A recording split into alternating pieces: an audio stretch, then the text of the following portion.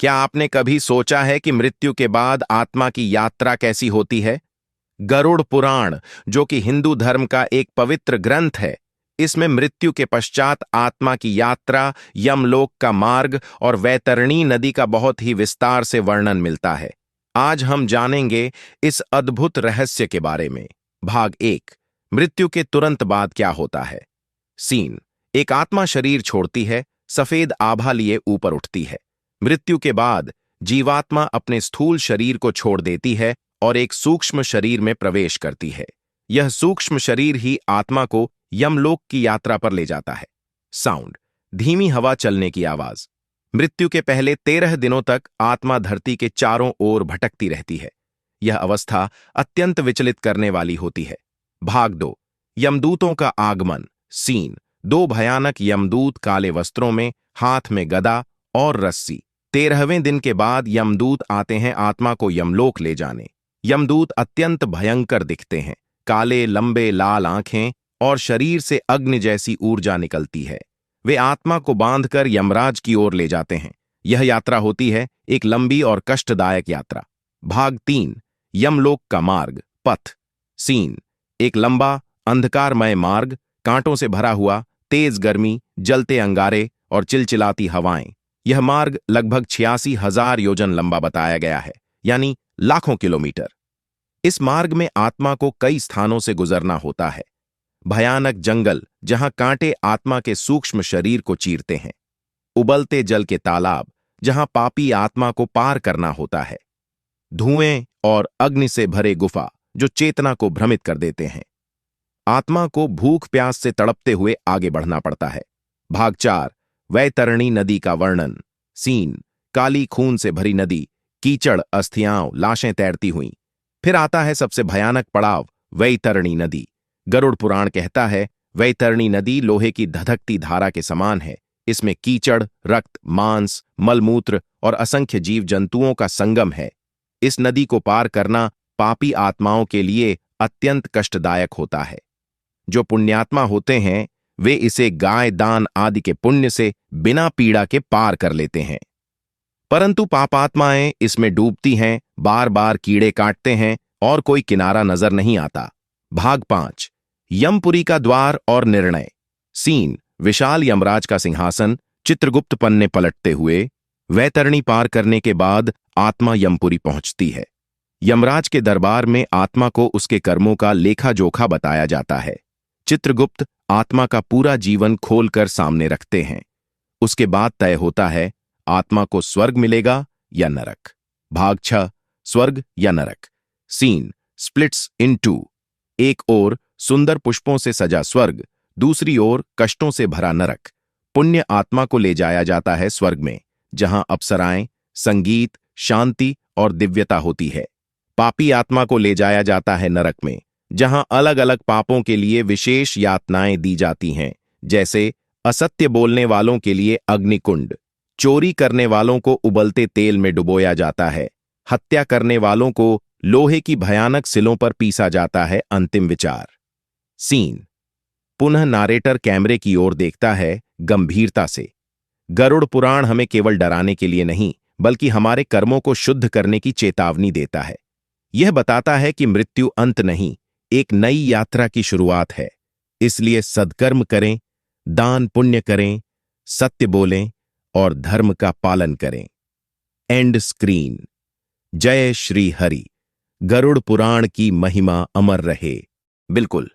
अब मैं आपको गरुड़ पुराण में वर्णित वैतरणी नदी, यमलोक की यात्रा और आत्मा की मृत्यु के बाद की स्थिति को एक कहानी के रूप में विस्तार से बताता हूं, ऐसे जैसे एक आत्मा खुद अनुभव कर रही हो।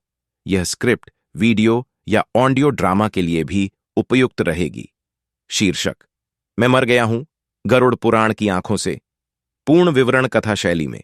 इंट्रो: मंद आवाज में गूंजते हुए मंत्र, एयूएम नमो भगवते वासुदेवाय। नैरेटर की आवाज धीमे स्वर में शुरू होती है। आज मैं आपसे एक ऐसी यात्रा की कहानी कहने जा रहा हूं जो हर किसी को करनी है। ये कोई कल्पना नहीं, ये गरुड़ पुराण में वर्णित एक सच्चाई है। मृत्यु के बाद आत्मा की यात्रा की सच्चाई। कल्पना कीजिए, आपकी सांसें थम चुकी हैं, शरीर शिथिल हो गया है, आंखें बंद हो चुकी हैं, लेकिन आप अब भी हो। वेन मृत्यु का पहला क्षण। मैं मर गया हूं। मैं अचानक स्वयं को अपने शरीर के ऊपर खड़े हुए देखता हूं। मेरे चारों ओर मेरे अपने लोग विलाप कर रहे हैं, लेकिन कोई मुझे देख नहीं पा रहा। क्या मैं मर गया हूं? हां, यही सच है। मेरा शरीर वहीं पड़ा है, लेकिन मैं एक हल्के शरीर में बदल चुका हूं। मुझे प्यास भी लगती है, भूख भी लगती है, डर भी लगता है, लेकिन कोई नहीं देखता। 13 दिन मैं यहीं भटकता रहा, अपने ही घर में, कभी कमरे में, कभी छत पर। कोई बात नहीं करता, कोई सुनता नहीं। 2 यमदूतों का आगमन। 13वें दिन एक अद्भुत परिवर्तन हुआ। आसमान में काले बादल छा गए। अचानक धुएं में से 2 भयानक आकृतियां निकलीं। लंबे काले, आंखों से आग निकलती हुई, हाथ में रस्सियां और गदा। ये यमदूत थे। मेरे पास आए और एक रस्सी से मुझे बांध लिया। चल, अब तेरा हिसाब होना है, यमराज बुला रहे हैं।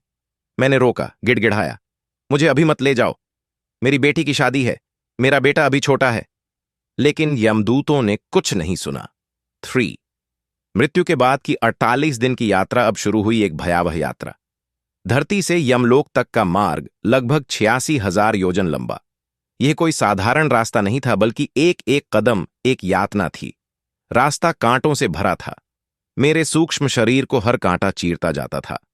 कभी कभी अंगारों पर चलना होता था, कभी बर्फ के पहाड़ों से। भूख प्यास की ऐसी पीड़ा होती थी कि आत्मा चिल्ला उठे। हर एक दिन एक नया पड़ाव था, दुख, डर, पछतावे और तड़प से भरा। 4 वैतरणी नदी, मृत्यु की सबसे बड़ी परीक्षा। कुछ दिन बाद एक भयावह दृश्य सामने आया।